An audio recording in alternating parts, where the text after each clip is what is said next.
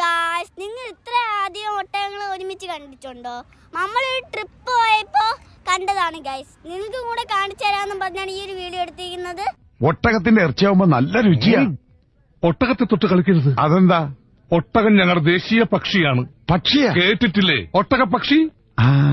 അറബിയിലൊരു ചൊല്ലുണ്ട്, അൽ അന്നമിനാളഹ അൽ ഒട്ടഹ. അതായത് ഒട്ടകത്തെ ഉപദ്രവിക്കരുത്. അഥവാ ആരോ ഒരുവൻ ഒട്ടകങ്ങളെ ഉപദ്രവിച്ചാൽ അൽ ഫത്തലു, അവനെ പത്തലൂരി അടിക്കണമെന്നാണ് താർ മരുഭൂമിയിലെ നിയമം.